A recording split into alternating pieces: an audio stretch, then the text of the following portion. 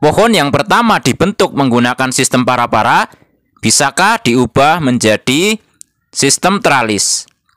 Ini pertama adalah anggur Veles ya, yang saya tanam menggunakan model para-para. Nah, selanjutnya saya ubah menjadi model tralis. Bisa teman-teman perhatikan ya. Langsung saya bentuk ya. Ini primernya, kemudian langsung saya belokkan seperti ini ya. Sekundernya saya rebahkan, panjangnya kurang lebih 1,5 meter ya.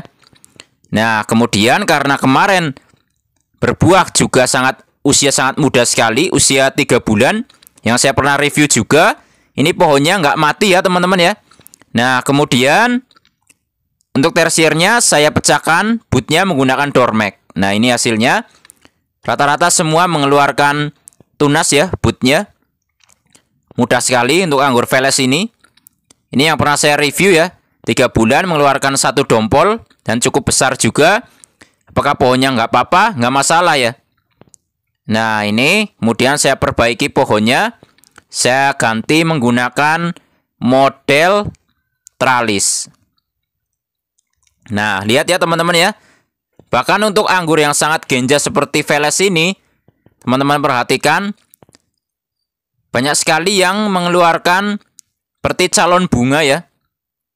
Inilah kelebihan dari anggur-anggur genjah seperti Veles ya.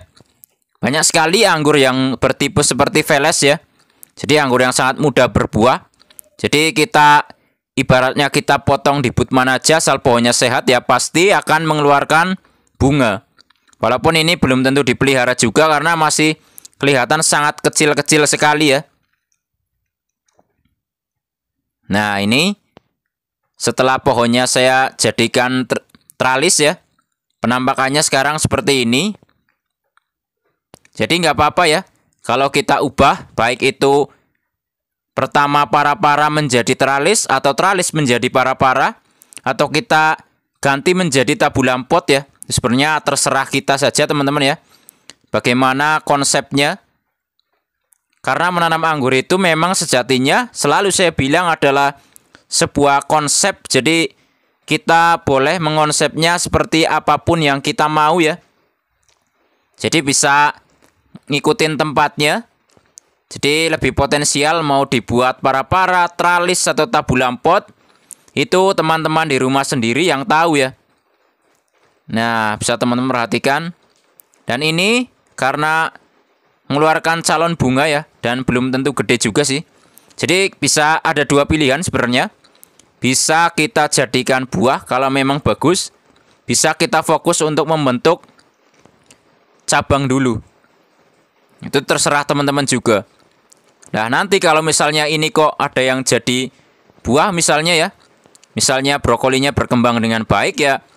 Mungkin setelah berry set ini bisa teman-teman tambahkan pupuk-pupuk yang seperti fase vegetatif ya. Jadi NPK seimbang juga boleh ya. Karena kalau ini sampai berbuah maka kita perlu agar bagaimana tersier yang baru dibentuk ini bisa bagus pertumbuhannya. Agar bertumbuhnya dengan bagus. Tapi kalau memang dari awal tidak diinginkan buahnya karena memang mau dibentuk tersier baru dulu, menyehatkan pohonnya dulu, biar pohonnya tertata dengan rapi, ya bisa dibuang dulu untuk bunga-bunganya.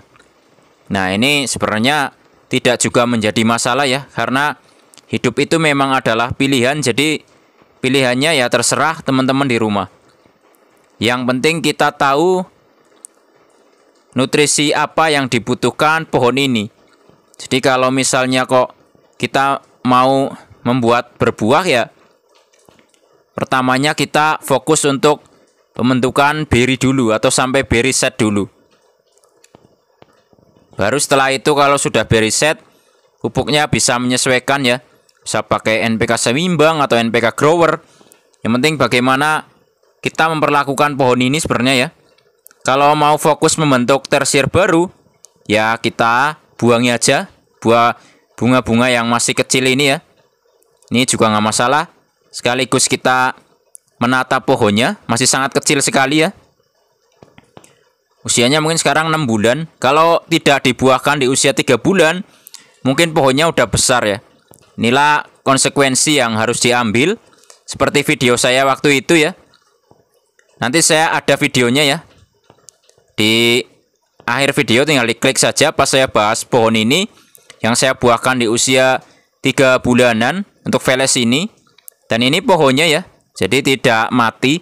Hanya saja memang seperti yang saya bilang, jadinya pohonnya ini pertumbuhannya terhambat ya, sedikit terhambat karena nutrisinya lari ke buah semua. Jadi pohonnya ya seperti ini ya. Tidak kecil banget tapi maksudnya tidak gede ya. Karena harusnya pohon-pohon di usia seperti 6 bulan ini ya batangnya harus lebih besar. Nah, makanya untuk saat saya rubah menjadi tralis ini ya, mungkin saya fokuskan ke pertumbuhan tersiernya saja sih. Nah, ini semuanya seperti kemudian saya sudah eliminasi ya. Maksudnya yang terlalu dekat ini sudah saya buang juga sih. Jadi nggak saya pelihara semua ya. Ya, jadi nggak masalah sih.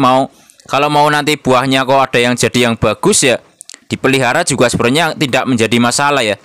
Malah kita bisa mendapatkan buah di bud yang pendek. Jadi kita bisa susun-susun rapi ya. Ya intinya bagaimanapun konsepnya, ini tujuannya yang penting buah anggur kita itu bisa berbuah, mudah dalam perawatan ya.